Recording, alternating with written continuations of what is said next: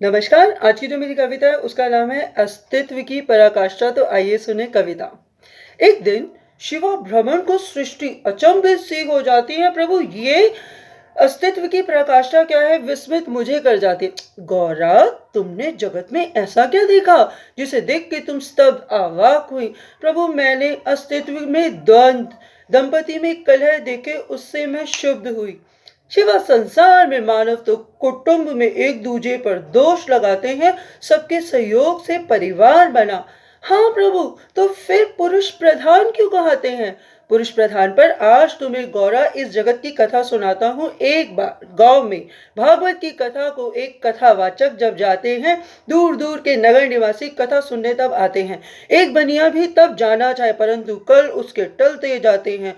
तब उसके मित्र उसको अपने संग कथा पर ले जाते हैं। भगवान ही करता धरता है, शब्द उसे न भाते हैं। मैं यदि एक दिन न कमाऊं, मेरे परिवार के उदर तुम्हारे प्रभु न भर पाते हैं। परिवार का करता धरता मैं ही हूं, मेरी कमाई से मेरे परिवारजन भोजन पाते हैं। सत्य है कि कमाता तू है, परंतु इच्छा तो प्रभु की है, तभी वो जीव भोजन पाता है। मैं नहीं मानता। मेरे 3 बालक, 2 पुत्र 1 पुत्री, पत्नी, इनका लालन केवल मेरे द्वारा ही हो पाता है। गुरु तब बनिया से कहता है, क्या तू कुछ समय मेरे साथ रुकना चाहता है? चल एक बार देख अवस्था, कौन तेरे परिवार को खिलाता है। मित्र, तुम बनिए के घर जाओ, जाकर देना ये संदेश कि बनिए को शेर खा गया, बचे नहीं उसके अवशेष। मित्र ने जाकर बनिए परिवार में जैसे ही वृत्तांत दिया, मातम से भी भारी मातम आन दिया। कौन मेरे परिवार की नैया अब चलाएगा? हाय, मेरा परिवार तो अब भूखा ही मर जाएगा। अरे अरे, रुको बहन, मैं दूंगा, राशन अनाज की कमी ना होगी, और बहन, छोटे पुत्र की शिक्षा मेरी ओर से मुफ्त होगी। 4 दिन बीते, साहूकार बनिए के परिवार के पास जब जाता है, ज्येष्ठ पुत्र को सेवा खजांची की दे जाता है। कुछ स्त्रियां, बहन क्षमा करे, ये पुत्री तो गांव की बेटी है, इसके विवाह में सहयोग हम सब करेंगे। फिर काहे की देरी है? नेत्र भर गए अश्रुओं से, अपने नैन छुपाती है। सुनो प्राण प्रिय, आज न जाने तुम्हारी याद अधिक आती है। ज्येष्ठ पुत्र गद्दी संभाले, छोटा पड़ता पुत्री रानियों की तरह बिहाई जाती है। 7 दिन बीत गए गुरुजी, मुझे घर की याद सताती है। प्रातः जाना नहीं, अभी एक क्षण भी ना रुक पाऊंगा। क्या बीती होगी परिवारजन पर, आज जाकर आनंद दिखाऊंगा। अर्धरात्रि आहट पत्नी को नाम से पुकारता है। भय से कंपित हृदय स्त्री का कौन बोलने में सकुचाता है। झरोके से डरते सिमटते चले जाओ जहां से आए हो। तुम बिन परिवार सुनियोजित है, तुम आडंबर फिर उपकार का लाए हो। नहीं नहीं, मैं जीवित हूं, सुनो एक पल तुम मुझे देखो। नहीं, हमें कृपया अब शांति से रहने दो। भागा बनिया, गुरुजी, मेरा परिवार तो पहले से उचित सवर गया, परंतु मैं कहाँ जाऊं, मैं कुटुंब से उजड़ गया। चले गुरु तब संग बनिए के पत्नी को आश्वासन दिलवाते हैं, मेरे कहने पर रुका मेरे संग, बनिए को परिवार में छोड़ आते हैं। कथा संपूर्ण। शिवा, वह प्रभु चित्त प्रसन्न हुआ, परंतु फिर भी मनुष्य ये बात समझ ना पाते हैं। शिवा, धरती पर अन्य जल ही प्रत्येक जीव को घुमाते हैं। अन्न जल समाप्त हो तो देहांत, देहांत जीव पाते हैं। जीव के जन्म से पहले अन्य जल आयु मृत्यु निश्चित हो जाते हैं। शिवा, धरती पर सबसे बुद्धिमान जीव केवल मनुष्य है, जो अर्जित करके कमा कर भोजन पाता है। पशु पक्षी को भोजन पृथ्वी उपलब्ध कराती है, परंतु मानव ऐसा दानव है जो पशु पक्षी को विभक्षण कर जाता है। प्रभु, जीव जंतुओं में मादा और मनुष्यों में भी स्त्री ही जन्म शिशु को घोर कष्ट पाती है। शिवा, वो पथ, अरे वो फल ही क्या जो सहजता से मिले, करुणा माँ की उभर के आती। सुनो शिवा, चलो आज सिद्ध करने को मैं तुमको दिखाता हूँ कितना दयालु है जगत। मैं तुमको बतलाता हूँ। तब नन्ना अति सुंदर बालक शिव मार्ग पर रख जाते हैं। 1 वर्ष का बालक माता माता पुकारता है। प्रातः से सांझ बीत गई, पथ से जाते आते कई, परंतु दया अरे गोद में भी ना कोई उठाता है।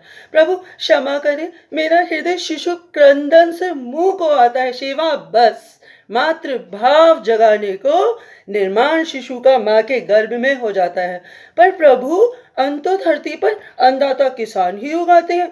शिवा, धरती पर किसान जो अन्न उगाते हैं, अन्न उगाने में योगदान होता है प्रकृति का भी, पर उसके अनुदान गिने ही नहीं जाते हैं। शिवा, एक बार एक किसान मुझसे बिनती मनोहार लगाता है, प्रभु मेरे अनुरूप ऋतु वायु वर्षा कर दो। वह हर समय वातावरण को कोसता जाता है। तब एक दिन देववाणी से मुझ शिव से वरदान पाता है, उसकी भूमि पर, खेत पर ऋतु वायु वर्षा उसके अनुरूप हो जाता है। 10 इंच लंबी गेहूं की बाली उसका खेत लहलहाता है। आसपास के किसानों से अधिक प्रशंसा पाता है। प्रसन्न था। उसके कहने पर वर्षा उसके खेत में उसके अनुरूप मौसम हवा, किंतु अब समय कटाई का आता है। गेहूं के बाले में एक दाना भी ना पाता है। प्रभु ये क्या हो गया प्रभु? वो मेरे द्वारे मन देर आता है। सुन, जब तेज हवा चलती है, गेहूं की जड़ की पकड़ अटूट हो जाती है। ऋतु से मिले पुष्टि, धूप, वर्षा, पानी, बालियों में 85 से 90 गेहूं उग जाती है। परंतु तूने जो वायु ऋतु वर्षा को अपने अनुकूल बनाया था, दिखने में सुंदर लहलहाती बालियों में दाना गेहूं का एक न पाया था। समझ गया प्रभु, कोसा मैंने वातावरण को। सब सामर्थ्य तुम्हारे हैं, हम तो मात्र कारक हैं, कर्ता ने रचे ये सारे हैं। हाँ प्रभु, किंतु धन तो संपदा है ना? नहीं शिवा, धन देह होता है। मनुष्य अमूल्य देह को देह में रहकर खोता है। सुनो शिवा, एक बार एक खेतीहर मजदूर मेरी पूजा, अपना खेत मुझसे चाहता है। उसकी भक्ति से प्रसन्न हुआ मैं, वो मुझसे वरदान पाता है। खेत के संग 5 मनुष्य निःशुल्क सेवा में दिन रात मेहनत करते खेतीहर मजदूरों का स्वामी बन जाता है। तब फिर वो दिन रात आराम निंद्रा में लीन हो जाता है। एक दिन जब मैं उससे वापस लेने खेत और खेतीहर मजदूर जाता हूं, तब वो दुखी हो जाता है। प्रभु, अभी तो मैंने कुछ भी अर्जन ही नहीं किया, कृपया खेत और मजदूरों को छोड़ जाएं। शिवा, इस कथा में वो खेत देह है, 5 खेती हर मजदूर पंच तत्व हैं। वो आदमी आत्मा है। मनुष्य यूं ही आवागमन में आता और जाता है। शिवा सुनो, सत्ता, विद्यमानता, उपस्थिति, अवस्थिति, अस्तित्व कहते हैं। जिनमें आत्मा है वो जीवित हैं, प्राण रहित तो निर्जीव कहते हैं। जो मृत नेत्र करण नासिका संपूर्ण देह है, उस पर होकर भी अधूरी है। बिन शक्ति आत्मा के सब शून्य, आत्मा के संग ही पूरी है। अनमोल देह अनमोल श्वास को यूं ही क्षण क्षण गवाता है। मृत्यु के समय कुछ क्षण और पाना चाहता है। धन तन है शिवा, धन तन है, पर मनुष्य संपदा को जोड़ता जाता है। संपदा बढ़ाने के चक्कर में 1,84,000 में खो जाता है। मनुष्य सुनो, अब जाग जाओ। हम शिव और शक्ति यही बताने आए हैं, अस्तित्व की पराकाष्ठा शक्ति बिन शून्य है, तुम्हें जगाने आए हैं। मनुष्य देह शव, आत्मा बिन शून्य है, तुम्हें जगाने आए हैं। बहुत बहुत धन्यवाद, बहुत बहुत धन्यवाद।